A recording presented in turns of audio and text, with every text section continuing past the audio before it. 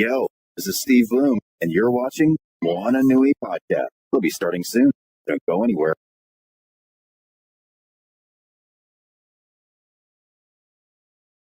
Hey, I'm Veronica Taylor, and from myself and Ash Ketchum, I just want to say, Moana Nui, I choose you!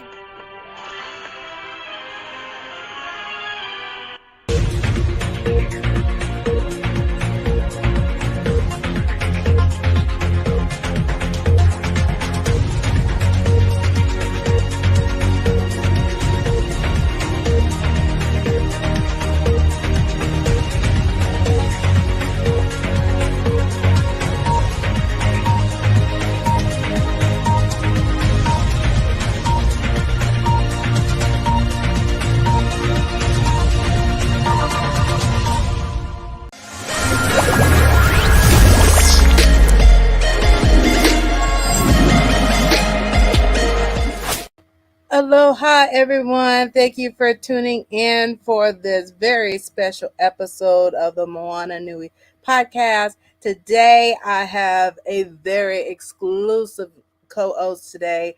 You know him from Malachi's Corner, but you also know him as the author of her 2 issues of her on Amazon. Check, you can get it right there.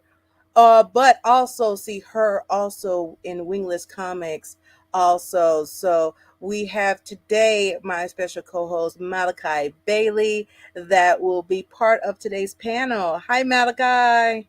Dana, thank you for that marvelous introduction.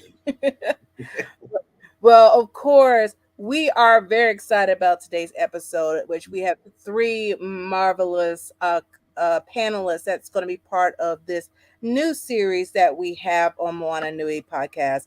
As part of our After Dark series, we have a special segment that we are going to be talking about various Marvel and DC shows and TV series. So for today, we are going to be talking about the newest Marvel movie, Thor: Love and Thunder. With that, let us bring forward our special guest. First, we're going to have Theresa Jenkins. He is an engineer, scientist, gamer, Black nerd, and sci-fi lover. Welcome to the podcast. Hey, thanks, Dana. Glad to be here. Thank you for being part of today's show. How you doing, Malachi? I'm doing well, so how about yourself? Not too bad, not too bad. Awesome. And our next panelist we have is Theresa Kennedy. She's a sales administrator, an aspiring cosplayer. Hopefully we'll be seeing her cosplaying starting maybe in 2022, 2023. I know she can do it. If y'all could drop kick me into cosplaying in 2019, I know she can do it. And then, of course, superhero buff. Welcome, Theresa. Hello. Hi. All right. And last but not least, we have Simone Dejean. She is a cloud engineer and Blerd cosplayer. You will find her amazing cosplays. I've actually photographed her a couple times at Dragon Con when she has done her marvelous cosplays both for Marvel World, for so many other different genres that she has covered. And she definitely kicks it out the park with her cosplays. So I'd like to welcome her to the podcast. Welcome. We're so glad to have you part of the show again. She's been on one of our previous panels. Hey, guys. Also. So Hello, welcome. hello. Hey, Hello. And hello, Hey. Ryan. Thank you for joining us tonight. All right, everyone. Thor, Thunder, Love and Thunder. Okay. Of course, with us theaters starting to open up, we are starting to get back into the theaters to watch our favorite Marvel films and such. So, of course, I gotta start off like this is going into the new segment of the Marvel world as we got our next part along with our Disney Plus movies. And for those that have not watched it, please tune away. You got a full week since the movie played, so No, we that's give them grace. But this movie was written and directed in which Thor enlists the help of Valkyrie, Korg, and his ex-girlfriend Jane Foster to fight Gorr the God Butcher, who intends to make gods extinct. Of course, let us jump in about the movie. Let's start off with the general perspective. Love it, hate it, in between. Where do you stand as far as for the movie? Let's start with Malachi. Well, you guys, well, Dana knows, but I am a huge Marvel fan anyway, so I may be a little biased, and that's okay because I don't care. But for me, being a loyal fan these past, I don't know, 25, 30 years, it's always going to be a delight to watch these comic books brought to life on TV or in the movies. So could it be bad movies? Yeah. But in this case, it was fun. I enjoyed it. I kept laughing. Those goats had me screaming as well. I mean, and I remember them vaguely, in the comic books because I'm not too Yes. much, but I don't think they screamed in the comic books, right? I don't think so. But that was hilarious. Like, but I loved it. And I'll go into detail later, but I'm not gonna hog it. So let's go next. Theresa, what about you? Loved it, hated? Well, I'm a huge Marvel movie fan as well. So, I mean, whatever it is, I'm gonna go see it, and I'm likely gonna enjoy it. I did enjoy it. Like Malachi said, it was fun. And I'll leave it at that for the moment because I do have some other notes, but I definitely enjoyed it. And Furious, what about you? Oh, I definitely loved it. I'm also a big Thor fan, but I'm not so much of a fan that I can't be critical of it. So I did love it. It had its moments where I was like, I don't know about that one, but Mhm. overall, I loved the movie. Yes. And Simone, what about you?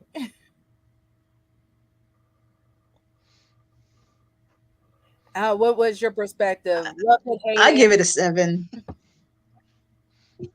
It was okay. It was okay. I didn't hate it. It's not up there my favorites. But it Okay. was okay. That's all right. That's why we Now, would do. I have went to I would have waited. Well, that's all right. Like I tell Oh, you, that's why we do these panels because we want different I would have waited. perspectives.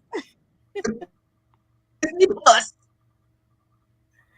But Disney Plus. I would have Okay. waited. All the way to Disney Plus. You don't have to wait long because you saw how fast it was with Doctor Doctor Strange. Strange. Yep. It was not even 2 months, and I was okay with that too. I Yeah. watched it all day on my TV screen. Wait, Doctor Strange is on Disney Plus Yeah, already? Yes, it's Yes, it already been is. on there. June I 22nd. did not know that. Yeah, Okay. It's been like over a week too. yeah. Yes. Wow. Yeah. Yep. So yes, and of course for myself, I enjoyed it. It was definitely one of those that, like everyone was saying, it was fun. It did have moments, but other than that, it was a definitely a fun movie on that. Now I have to. Okay, I'm going to kick it off about the beginning.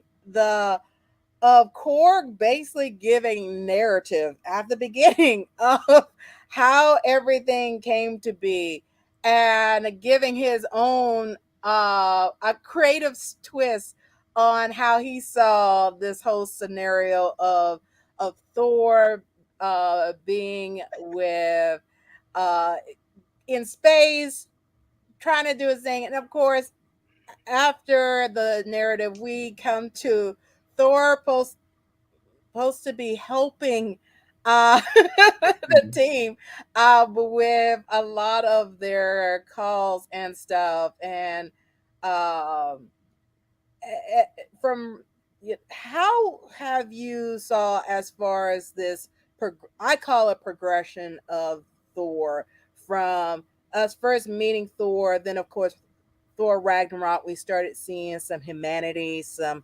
humor to himself, and as he's been in movies, we start seeing more and more of it. And this movie, we're starting to see a little bit more about him and him dealing with a breakup and everything else.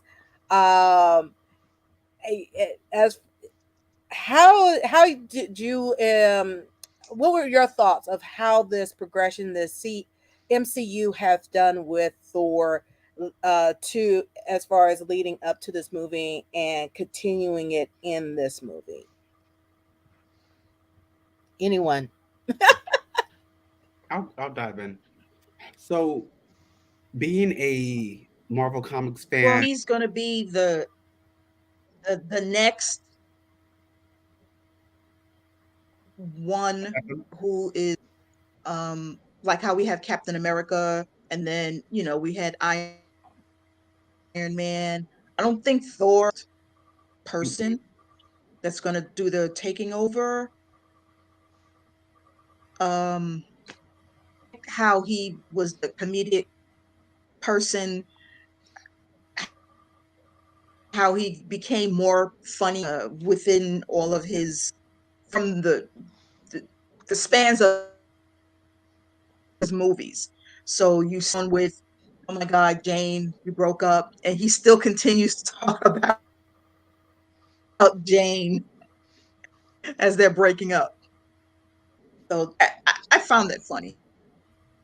I liked his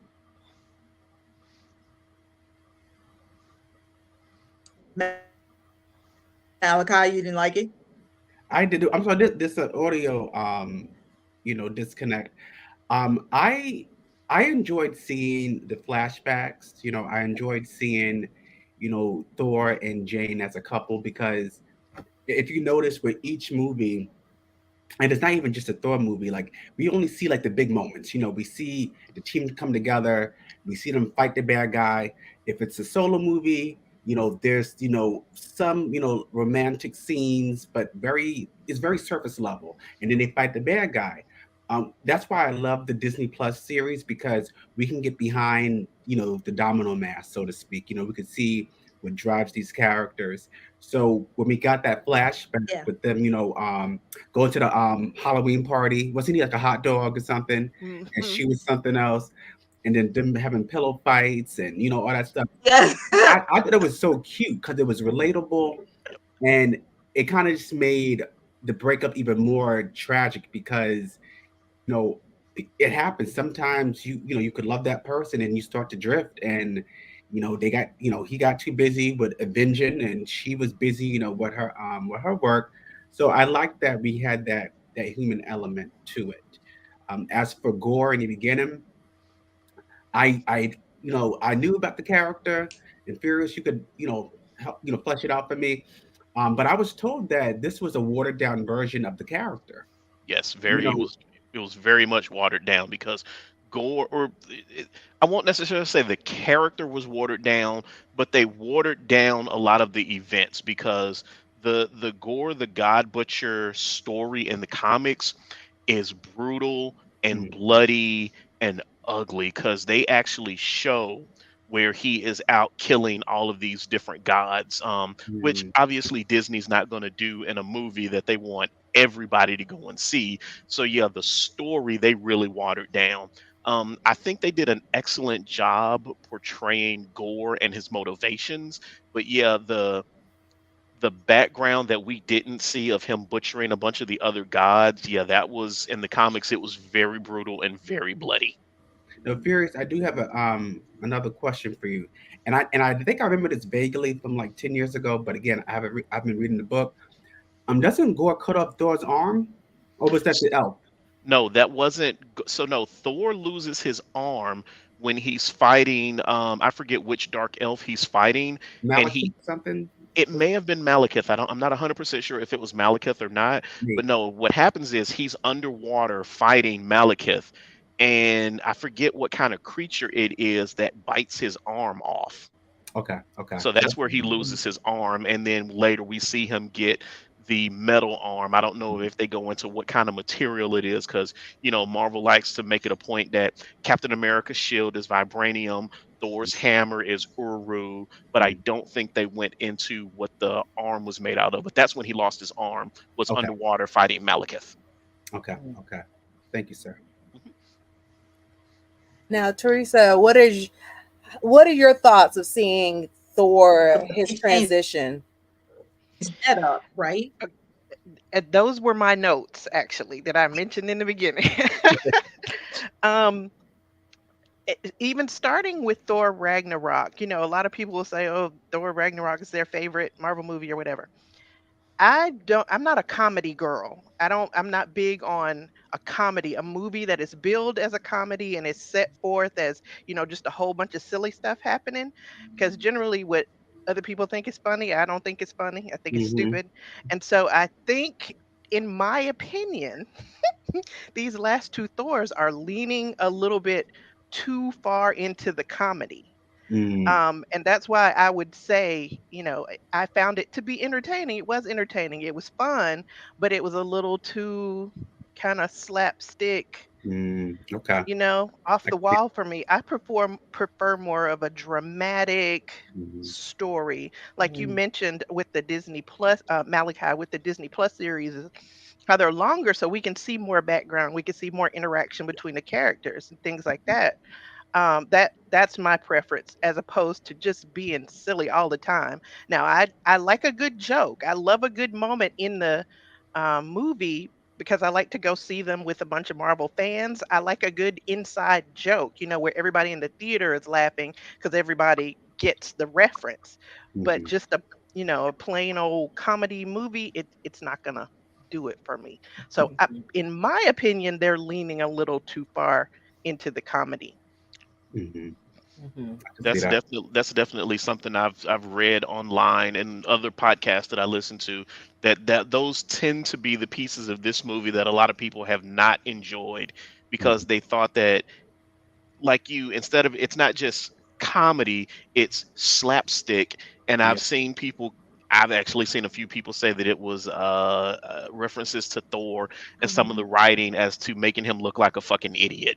Mm, Mm. And I'm like, wow. I'm like, okay. I mean, I get where they're coming from because, like, that scene towards the beginning when Star Lord and Thor are talking, and Star Lord is telling what Thor, you gonna you guess? know, find the thing that you love and stare into Yeah. his Right. eyes, and Yeah. they have that. And I'm like, the Yeah.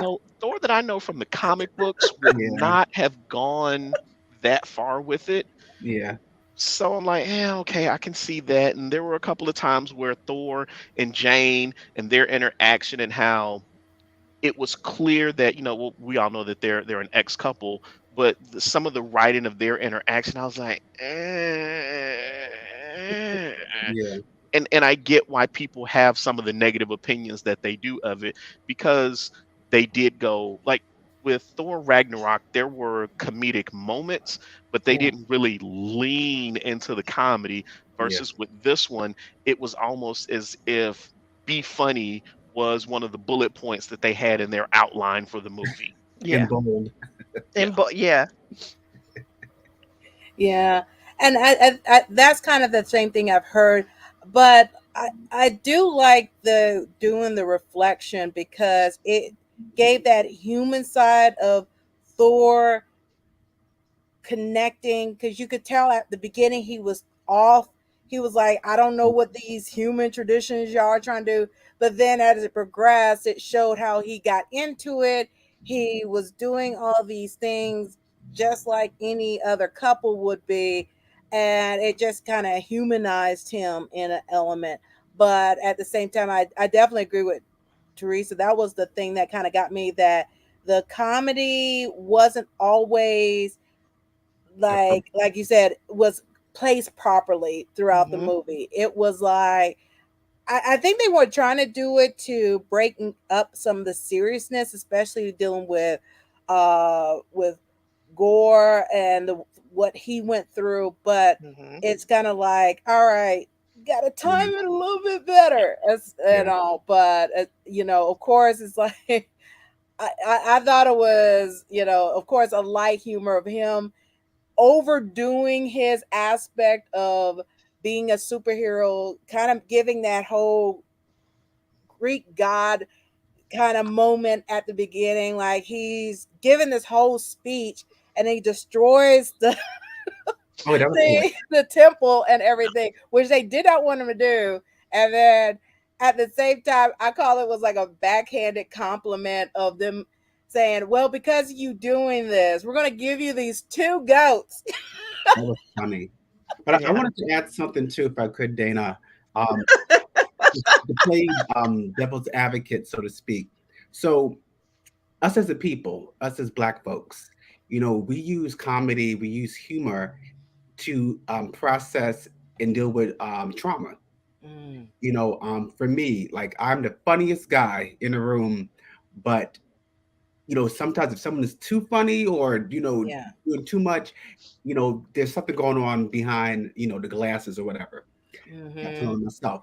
So, with that said, keep in mind that Thor he is hella old. Like he's a god. He's been around centuries. And for the longest time, it was the same. There was no real variation. You had his father, his overbearing father Odin. You had Freya, his mother, who was doting on him. You have Loki, his scheming brother. You have Sif, his love interest, and he had the Warriors Three, which was consistent for centuries. And then you get up to the part where you have the Scepter, and we have the Avengers movies, which were all delicious, of course. And we get to the part where his people are decimated. Thanos takes away the last bit of connection that he had, to who he was. Hmm. So, and then of course, we had Avengers, Infinity War and Endgame. So I could understand why he is kind of like, well, fuck it, life's a joke type thing. Not quite Joker levels, but I can see why he is being more humorous. But like you guys were saying, there's a time and a place. Uh, what I found kind of cute was, the Stormcaster being jealous thing, him counting the number of days that, they were broken up. That I Yeah. love. That was cute, but I think for someone who has dealt with, mental health, I think pretty Yeah. much all of us has, I could see why, he's being more humorous. And plus, it's the company you keep. He's with the Guardians.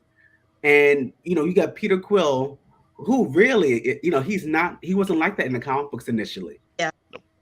From 1975 up until 2011, when Brian Michael Bendis started writing the book, he was pretty much like a Captain America, I want to say, but of this the cosmos.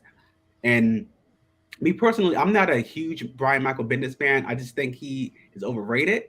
But his version of the character permeated the movies, and then Thor started hanging out with him. So would I be surprised if we see a more comical Thor in the comic books, going forward? No. End of rant. It's interesting you bring up his relationship with Quill because He's still Yeah. dealing with the Hammer loss of and the Gamora. jealousy had me rolling. Oh yeah. What happened, Furious? No, I was saying it's interesting you bring up Peter Quill and their relationship because he's still dealing with Gamora being Yeah. gone. So, Yeah. it kind of makes you wonder in what, I've kind of been calling the Asgardians of the galaxy in some of those adventures that we didn't have the luxury of seeing that were, the background bits. How have the two of them been leaning on each other Mm, that they Good. have each lost somebody that they love? yeah. That's really good, actually. Mm-hmm. Disney Plus, we need a series. Right. And that's the thing is I always prefer a series over a movie because you get that long form storytelling where you can Mm. go into more background information. Don't get me wrong, the big the big bold beautifulness of the movie is wonderful, but it's 2 hours, maybe Mhm. 3 versus 8 1 hour episodes to tell a much more in-depth story, Mm-hmm. You know, which I'm sorry, guys. No. I was going to say it would be interesting to see a Thor or an Asgardians of the Galaxy mini series where we get to see a lot of the things we're all imagining happen that we didn't see in the movies. Yeah. That would be ideal.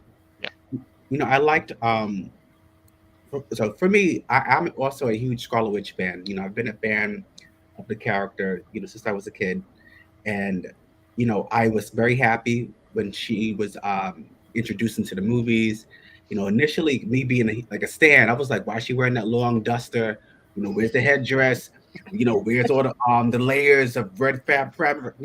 So that was me like just being nitpicky. And then you started seeing the character, and again, like Furious said, you have these broad moments, these broad strokes. You're not seeing the trauma that she was going through mentally.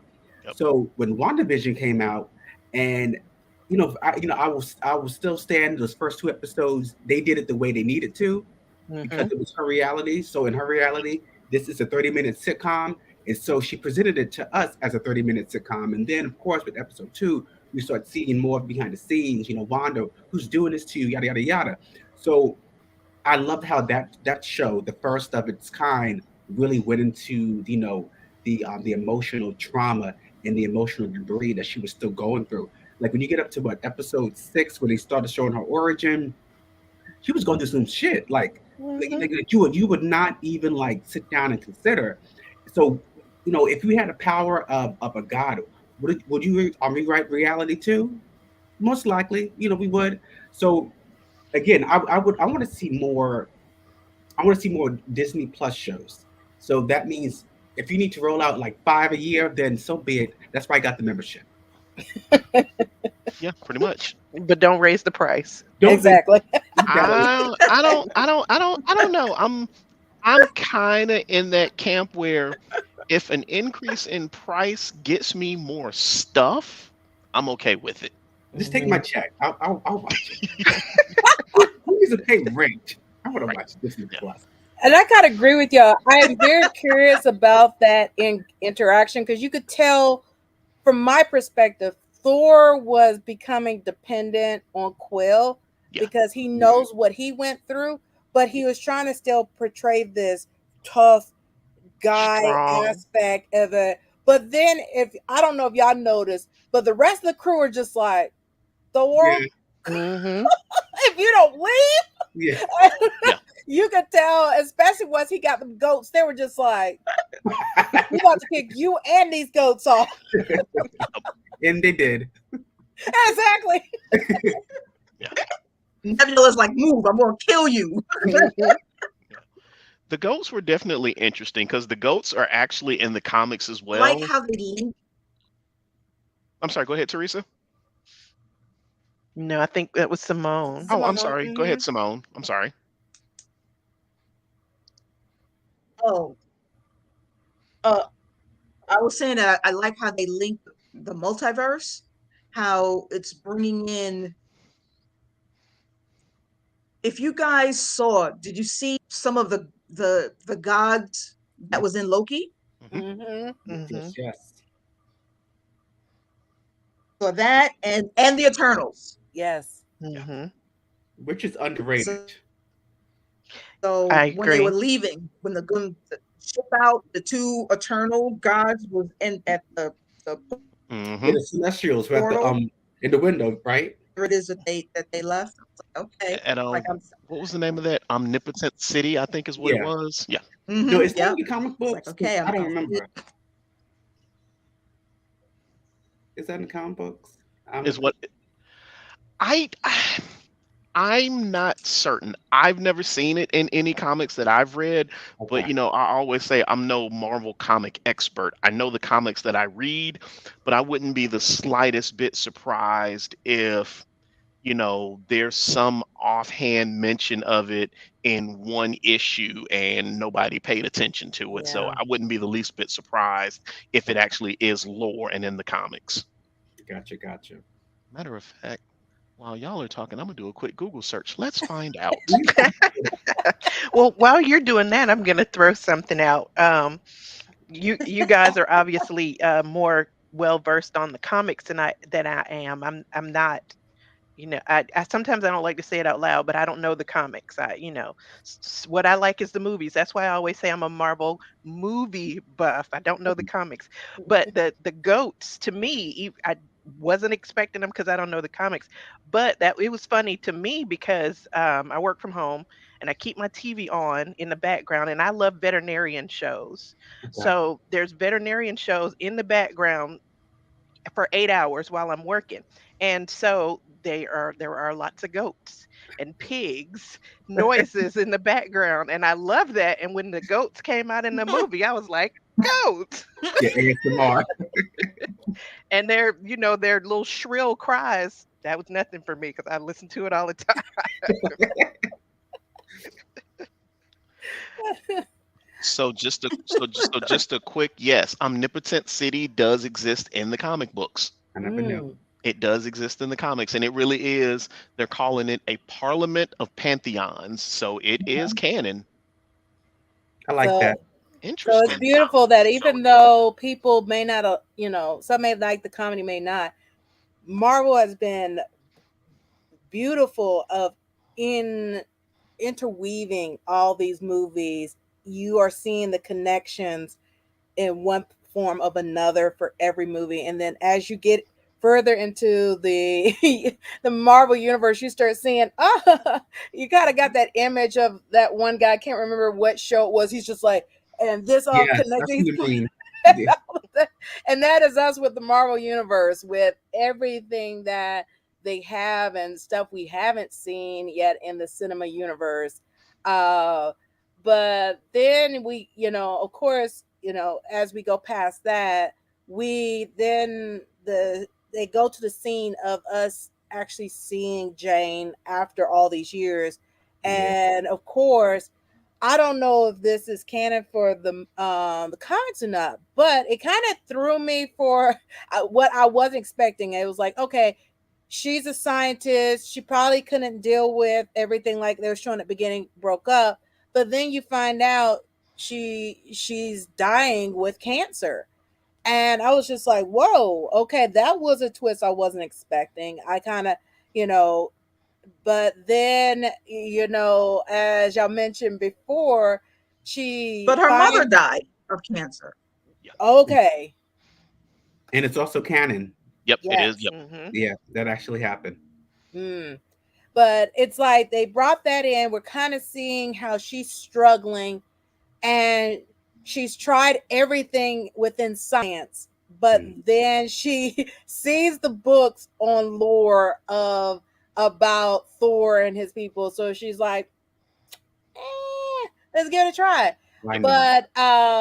But it was kind of interesting for me, and I want to definitely get your perspectives of like how we know Thor's hammer got completely crumbled in Ragnarok, and what you see in this movie, but it, of course, they said if you're worthy enough, he came to her call, whether she knew it subconsciously or Mhm. not.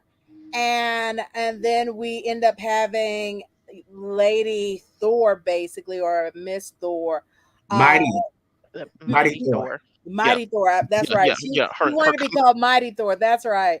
well, And because that's the name of her comic book run is The mm, Mighty Thor. Yep. yes. Yeah. So, which I did like that versus them saying lady or miss, because that tends to be a lot of the canon thing. Whenever it's a female version of a male character, you had Miss, the Miss Hulk or Lady Hulk or things like that. They always had to give Miss the Marvel. exact Miss Marvel, all that. They had to give that non-binary link to it to show, okay, this is a woman versus guy, and with her it was Mighty Thor. So So one small tidbit about that, Dana. But first, hey Floyd, didn't see you when you came in at first. One thing that they do in the comics, when Jane Foster becomes Thor, Thor stops going by Thor and he starts going by Odinson. Yep. So they keep it at least in the comics, they keep it clear that while Thor is technically his name, it has essentially turned into a mantle, just like Captain America. Interesting. Yeah, And because you kind of had that banter with him when he met her and she told her, I'm Mighty Thor, and he's like, okay, I'm Thor. And how you okay, it's like he's trying to figure this all out in his head. and But back to what Furious said, when he was going by Odinson, at that time he was unworthy of the hammer. Because I want to say that they did a storyline called The Original Sin. Yep. And was it like, I forgot who whispered in his ear. They said something to him. It was Fury who whispered something in his ear, and it caused him to be unworthy, because as soon as Fury whispered something in his ear, he dropped Mjolnir. And he couldn't pick it back up. So that's how Jane was able to pick up the hammer, because she was worthy. Which it one thing that I thought was kind of interesting, and this is one of those little things that where I have to turn off my brain, because even in individual pieces, I would still wager you still have to be worthy to pick up those pieces of Mjolnir. So how did they get Mjolnir's pieces from where Hela destroyed it to that display in New Asgard? Well, Again, you saw it on that piece of land. They had it on that piece. Right? I guess they cut around it. They cut around that land and then they just put it inside that spear. But yeah, I know that's one of those nitpicky things that comic book nerds do. But when I saw it, I was like, wait a minute, how did y'all? I picked that up because I was like, once I saw the dirt and the grass and see how deep they had to go in to cut around, I was like, they literally had to cut around a huge and take that of earth. But with y'all talking about that, for me, But Furious, did you notice that? Notice what? You keep breaking up. This one's for Furious. Did you? Oh, can you hear me? Your audio's Did y'all kind of going see choppy when he was talking to the hammer? Yes. When he had to check to make sure he could still I'm pick it back. up. I'm back. The part when he was When still trying to he was talking to the hammer, saying, "Oh, I love her. Can make sure you showed the symbols that made her worthy." Yeah. I like that part. Wait, are you talking about the when hammer, she was that hammer to watch over her if he couldn't do it? Yep. Yep. Well, I saw that now. See, and to me, that was one of those moments where it's like it really showed just how much Thor loves Jane Foster. That in that moment, to me, that moment kind of says, I'd be willing to give up Mjolnir if that means you're going to look after Jane. I know that's not necessary. That may not be the thought they were trying to convey, but that's what I saw, because he's like, I love this woman so much. I will give up the thing that makes me who I am if you will keep her safe. Yeah. And then come to find out, she goes to New Asgard and the hammer sees her and it's like, hey, you're the lady I'm supposed to be looking out for. Yep. But I love how they still kind of loosely connected to the part y'all were saying how Thor wasn't worthy because the hammer didn't even respond to him. He was like, he reached out to it in the midst of battle and it was like zoomed right past him. Exactly. It was like, Yep. And then there was that one moment where when he picked up Mjolnir and he was like, "Yes, I'm still worthy," and then Right. he handed her to Jane. Mhm. but I still love every time with the axe, it will like come around like a girlfriend was like, Right. Like, you see me right here, don't you? Right. You really gonna do this in front of me? exactly. Rude. It's like, don't even try it. Exactly. And the fact that he had to give the axe a talk on the boat, it was just like, you know how much I care about you. In the beer. I was like, what? Yeah, the Yeah. beer was, yeah. Which it's interesting that they did that because with Mjolnir, and this is from the comics, I don't know if this is true in the movies or not. There's actually the essence of a living being inside of Mjolnir. I never knew that. Wow. Yeah, there's the essence of a living being inside of Mjolnir. It's another god that I don't remember the complete details of how the essence of that god ended up in Mjolnir, but there, like I said, there's the essence of a living being because in the Mighty Thor series, there are moments where Jane and the Hammer are having conversations. Oh.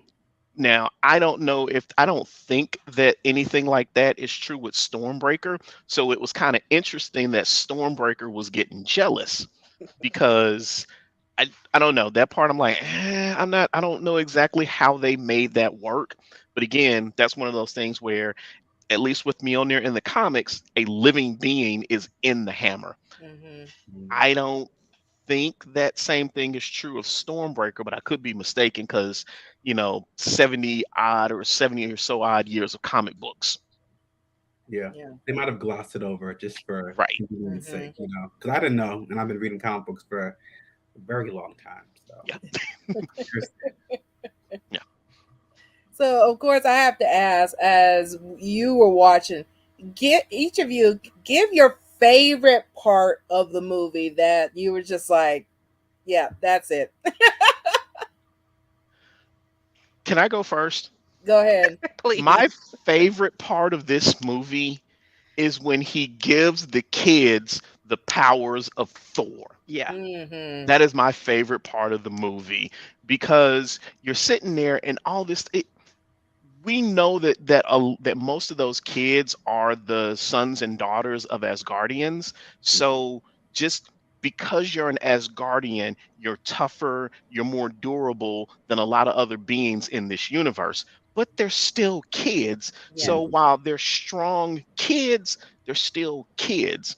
And he's like, go get weapons, and they all go get something. And he stands there and he gives the speech of give them the powers of Thor temporarily, and then they go on this fight and whatnot. And I love it because as the kids are fighting, they're doing kid things. Like there's the one little girl who's kind of dressed up like a ballerina and she's fighting, and then the one little girl who's got the teddy bear and she's spinning around while they're holding up the teddy bear, shooting lasers out of the eyeballs. And I'm like, that was just that's cute. wonderful. And then when they finally get to where all of that is done, Thor gives Axel, I'm going to call him by the name he says he wants to be called. He gives Axel Stormbreaker and is like, all right, bet, take the kids back. You guys did your job. Now let me take care of the rest of it. That right there was my favorite part of the movie. Small second favorite was the Jean-Claude Van Damme split at the beginning of the movie. That was just so freaking right. funny. Yeah. I forgot about that. in between those two ships or whatever those crafts were. Yeah. See, But yeah, that was my favorite with the kids. to me, that was one of the just slapstick silly.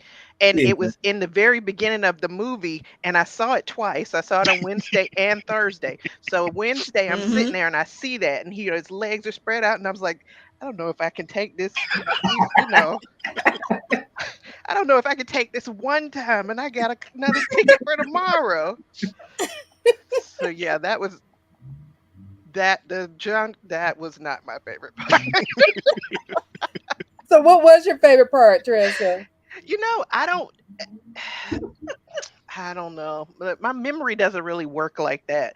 But I did enjoy the part that Furious was talking about, and because and you were talking about how Thor gives them his power or whatever, and tells them to go find a weapon. And the one little girl, she's probably the smallest or one of the smallest. She she's scared. She doesn't know what to do, so she just stands there with her bunny. Yeah. And her at when she gets the power, her bunny ends up being one of the more powerful weapons. Mhm. She's like ah, and just Machine gun. like wearing everybody out with the bunny, and the that probably is one of my favorite parts. Yeah, the kids just kind of taking over. Mm-hmm. And what about your for you, Simone? What was your favorite part of the movie? Uh, all of anything with Valkyrie, Mhm. with her in it. I love Valkyrie.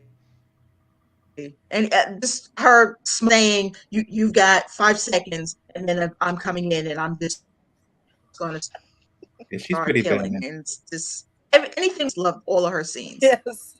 her expressions, everything. I was like, okay. And what about you, Malachi? So I'm gonna follow you guys. I want to do like my favorite scene, and I'm gonna do an additional scene. So I am a crass individual at times, so I was here for when he was captured by Zeus and he snaps, and we He saw the said I'm a cry. Asgardian hotcakes. I said yes. Not So the Asgardian hotcakes. yes, the Asgardian hotcakes. But let me tell you, so I went to see it Thursday night because in my family we do Marvel movies the day before. So my brother, he was with me, and he and I have been doing this since we were children. So when that scene came on, and you saw those booty cheeks, like I made a noise and I grabbed his kneecap. He said, "Malachi, stop it!" He's trying to enjoy the movie. So that was my favorite part. But my other favorite part, and I know beyond a shadow of a doubt that you guys stayed for the bonus scenes because it's what we do as Marvel fans, right?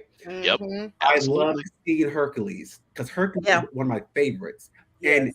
and I want to say that he Yep. looks like the most comic book accurate, for the movie. He had, the what is that? What do you call that? The headgear on. Yep. He was ready to avenge because Furious will tell you Hercules and Thor used to fight in the late '60s. So Yep. they always had this rivalry Yeah. that eventually became like I won't even say a bromance, but they became friends. And then Yeah. Hercules was one of the earlier Avengers to join. So um, the nerd in me, the Blerd, the longtime Marvel fanatic, squealed with delight when I saw Hercules, and also because he's hot too. So there's that. Fair. Well, I As think. silly, Go ahead. I was just gonna say, as Yeah. silly as many of the moments were, I Brett was not Goldstein. mad at the hotcakes. Yeah, yeah, that was And how, grade A. and how everybody up there on that panel with Zeus fainted when they got Thor new like that. There's a part of me that's like, yep, that was perfect. Yeah, That that was it was. perfect. It was all perfection all around. Yep. And for me, as I was And talking to popcorn. some Oh, this people, was lovely. Ouch. I loved how also when we got to see all the different gods. If you watch, the not the newest, the second newest series on Disney Plus, Moon Knight, you Mm, started hearing some of the other gods in that series, Hmm. and if you Yes. paid attention to the audience, you saw some of them in the audience of the Egyptian gods because they had all the different kinds of gods from every different type of religion. They were all there. So then you kind of see, all right, you're getting that tie in for the gods now with both Moon Knight and then also now with Thor. And now we got Hercules and all of them getting activated to revenge basically back, you're going to start seeing more of the gods interacting with the characters in the Marvel universe. So we got that, and then you know, with all these, with Disney Plus, with both Loki, you got aspects from there, but you also had from Moon Knight. Now we have Miss Marvel, which is adding another layer, and you're getting this very beautiful, intricate tapestry that Marvel is weaving. That we're just riding the ride with it. Yeah. And as far as uh, as as you were watching the movie, what was a part of the movie that really had you reflect back uh, as what they were doing, whether it connected to the comics or just something that just stood out to you that was just like, hmm. That's a good one. Mm-hmm. It was the gods. Mm-hmm. Connective tissue. It was the other gods. Seeing those gods and seeing the other movies. I forgot about Moon Knight. Mhm. But yes, it just automatic Eternals made me go to Loki. So, and then now I can say it, thinking about it, yes, now it made me also go, okay, there's 3 movies that's linked to Loki, right? Linked to Thor right there. Mm-hmm. Mm-hmm. I, for me, I would have to say one of the things that made me go, was the fact that we're seeing the Guardians of the Galaxy taking on missions defending the galaxy. Mm-hmm. Because in the first 2 movies, we see just, the main antagonists that they go up against. But it was cool in this one to see how they're still out there saving civilizations and defending people.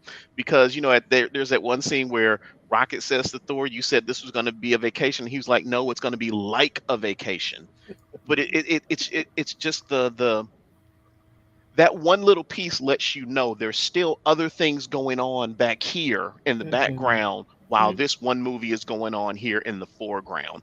And I love that because I love shared universes and connective tissue. Um, Yes. One thing sort of Marvel related. Remember when Marvel first bought Star Wars?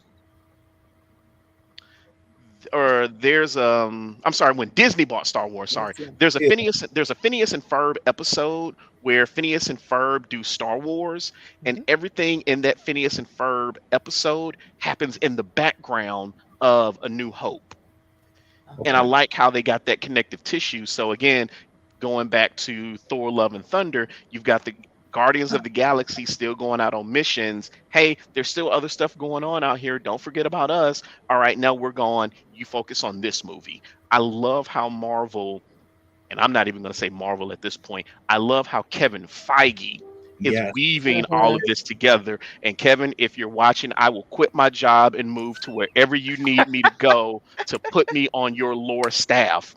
But just the way he puts everything together is just beautiful because even with even little things that get missed, like Korg, that's comic book accurate. How 2 male Korg or whatever Mm. I forget his species name, they put their hands together and they're holding over molten lava. And after a certain amount of time, a new Korg is born.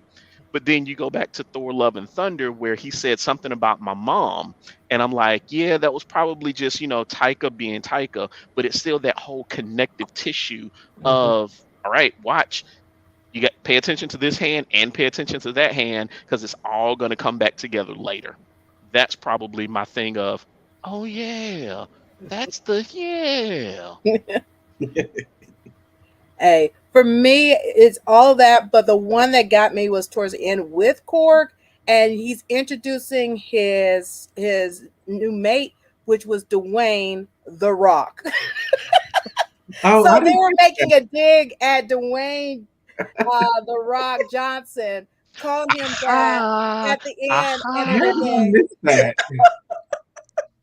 So we were talking about that after we watched it. We're like, Did they just? Yes, they did. And we're like, okay. And then I started watching some stuff, and they're like, DC and Marvel, and then ever since Dwayne got announced for being on the DC brand, they have these small little digs that they do at each other.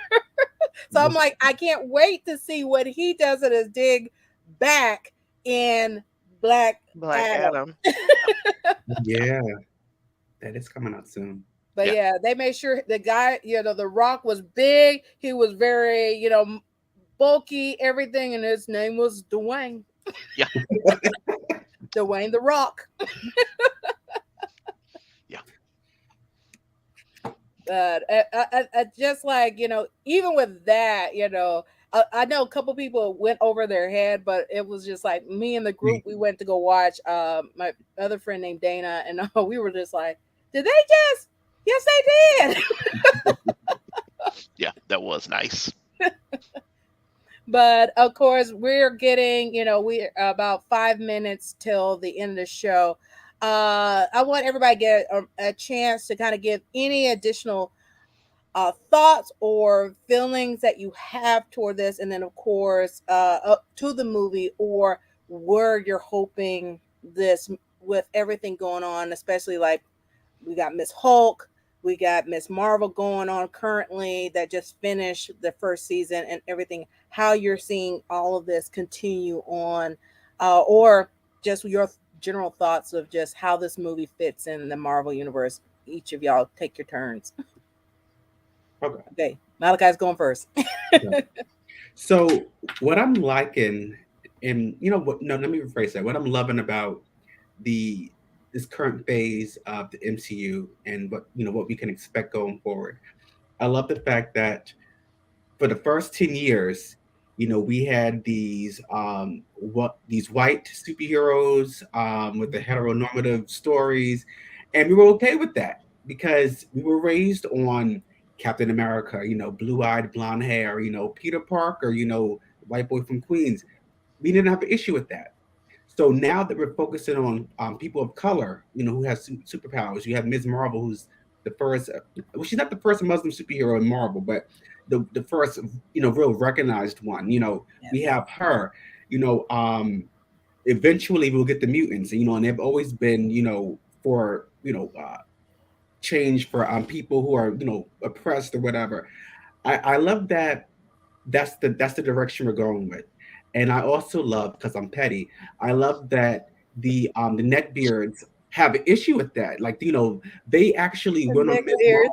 That's what they are. You got all this nasty scruff down there that's not attractive. But you have, they actually review bombed Ms. Marvel, because they didn't like it. It's like, they don't watch the fucking show. It's and they hadn't even started yet. They started review bombing it before it even started. It's not for you. And then when you watch the show, it has so much heart. It has so much life. Fierce, you got to watch it. It's a beautiful representation of coming of age for this young girl who has this tremendous power. I mean, that's universal. So whether she has white skin or not, people should still come and watch it or whatever. So I'm here for that. I'm also liking that Marvel's getting more comfortable, with the LGBTQ representation. Yes. If you paid attention to the Thor movie, one of the kids who were kidnapped, when she was returned to her parents, there were two women. It was moms, yeah. Seeing that. The whole Thor / Star-Lord bromance thing, it was okay. I mean, it was funny, but if someone really wanted to, have a theory about it, they could, but I don't think they would have been like, lovers or whatever. And that would be kind of no, thank you. And I liked Valkyrie. I love the fact that they showed her as this centuries old warrior woman. She even mentioned that her past love had died in battle with Hela. I liked when they were about to leave on their boat, and they were leaving the city, and one of the Greek handmaidens, she touched her chin, and she, her heart fluttered. That was cute, and it was light, it was fun, and I think people don't realize that, for someone who's watching the show, a young person of what is it? It's a term I'm looking for. A young queer person sees something that subtle goes a long way because representation, it does fucking matter. So I like that we're going in that direction with the MCU. Yeah. Theresa, what about you?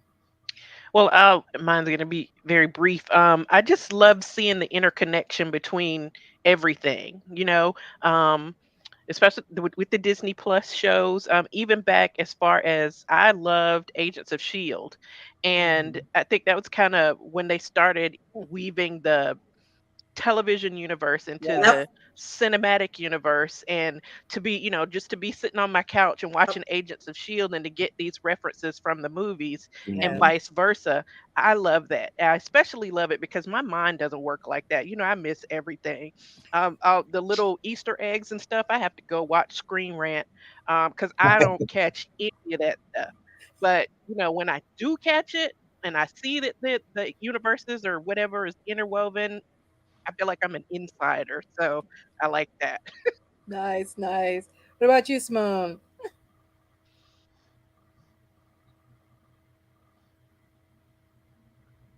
It's the same as seeing the TV shows linked to the movies. It's great. Agents of Shield was one of my favorites, and then to turn around and then watch a Marvel movie, Agents of Shield is linked to that, and that's how I feel about Thor. When and I'm like, okay, uh, all these other movies, these references, is like okay, I'm getting it. It's going, but I know that I'm getting it, and it's opening up the next movie. So when I see the next movie, I'm like reference from Thor. Now I can see that because now it's like okay, so now I get the love is the girl. Uh, Is that where the love and thunder come from, according to Korg? And that's that's where love and thunder comes from now because he's taking care of this girl and he loves her. I don't know. Mm-hmm. Mm-hmm. Yeah, and for myself, I love how they kind of show this, for me, evolution of Valkyrie, because we know Valkyrie as this warrior. Then all of a sudden, Valkyrie, which I also love, was king, not Yeah. queen, but Right. king of New Asgard. And then you're seeing at the beginning, like her doing all these press things. She's negotiating, telling people what to do, all this kind of stuff. Even when the fight happened, she was like, "All right, everybody, this, that." Yep. But I also love how they still got connected, that we had Axel, who is the son of that Heimdall. we saw Heimdall. before. And but then at the end, if you saw the ending, we got to see him Yep. welcome Jane to Valhalla. And it was just like you kind of saw all that connection right there. But the most beautiful part, especially with you just saw the fluidness of Valkyrie too, because she was going with it. She was just like, I'm gonna drink right now. Y'all gonna do y'all do that. And then I thought it was hilarious when the whole scene, like Malachi, you talked about, of they stripped Thor, and she was like, yeah. "Oh no, we can stand here, just she got the popcorn." She was just like, and it was just like, "Where you get popcorn He was from?" like, Exactly. And her and Jane was just like, "Yeah, girl." But I kind of like to see that fluidness of her personality in this particular movie versus in the before. She was just this general mentality, fighting for Asgard, all this kind of stuff. And you saw a little connection with Thor, but we saw more interaction with her with Thor in this particular movie, that we really see how they banter, how they. And then my favorite is like, she's Team Jane. She let him know, I'm Team Jane. I'm Yep. sorry. I'm about Team Jane right now. Right. And all those little nuances that let him know, like, this Thor right here, you gotta get your stuff straight. I'm with Team Jane right now. Now, once you started, doing your up and up, and then it was like, all right, I got you.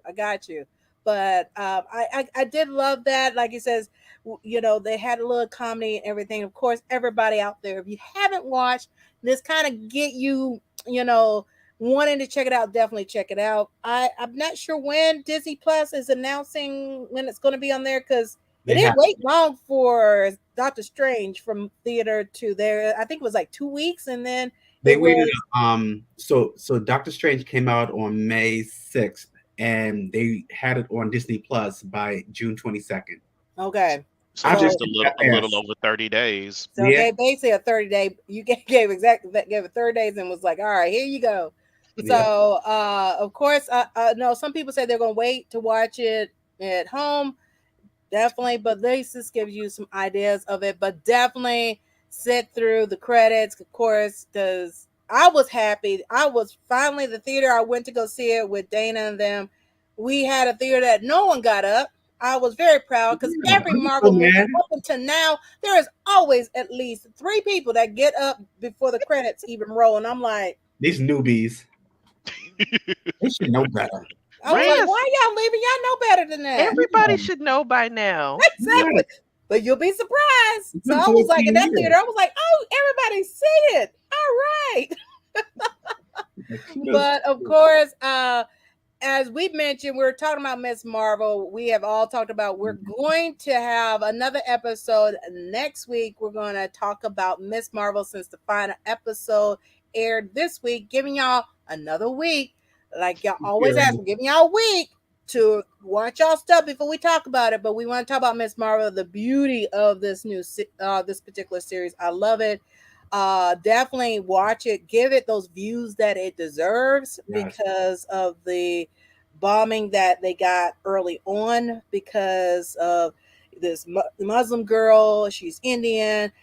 My favorite was Disney is trying to be extra woke and making Ms. Marvel into it. And I was like, no, you got to remember, she's Captain Marvel. That's Captain Marvel. She wasn't Miss Marvel. This is Miss Marvel right here. That's Captain Marvel.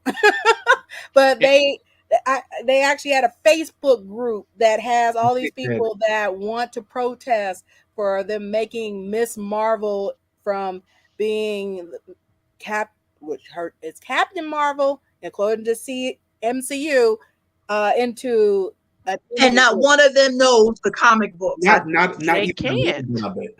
Nope. It's all canon. Y'all knows that was a comic. Yep. Mm-hmm. And Dana, one little stat that I remember reading about Miss Marvel, the Disney Plus series, it's the highest. Well, hold on, let me get this right. Of all of the Disney Plus shows and the Marvel movies, this movie has the highest number of young people of color watching the series. Yes. Mm-hmm. I saw that too. Yes. And to me, that's what you want, because as a 40-something-year-old dude, you can only target me for so long. Yes. You've got to start doing something to get younger fans interested in your franchise. And as a person who loves the franchise, I want to see you get other people excited, because that means they'll keep buying the comics, they'll keep going to the movies, and you'll keep making more stuff. Exactly. Exactly. That exactly it. So definitely between now and next Thursday, go ahead and watch Miss Marvel so you can tune in. You can engage with us in the comments, because we want to dive into Miss Marvel, about this beautiful little series and how, especially the finale that they just had. Ooh-wee.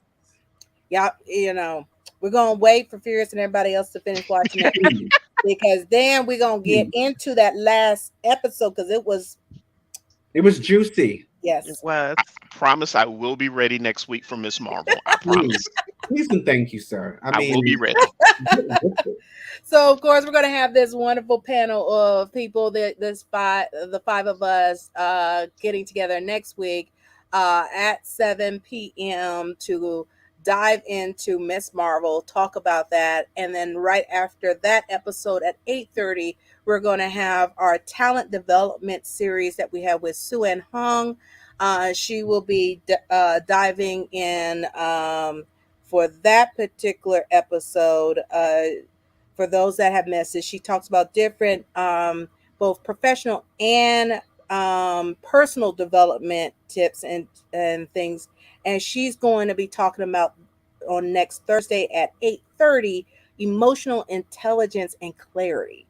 So she's going to have a panel of guests with her to discuss that aspect and how to work on your emotional intelligence, both in the office and at home and with your friends and loved ones, and then have that clarity of understanding with that. So definitely tune in next week for that. With that, we would like to say bye to everyone. Thank you for tuning in, and we'll see y'all all next Thursday. Bye, everyone. Bye. See you guys. Nice. Bye, guys.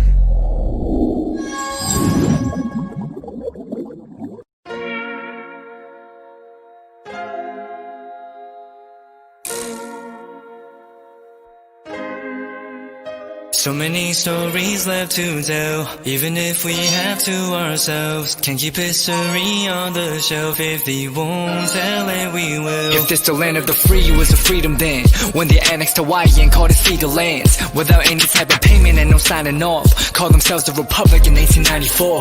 1.2 million acres overtaken from the native Hawaiians. When they resisted, the West retaliated in violence and erasure. The Hawaiian language is banned as part of colonialism's plan to expand, yeah.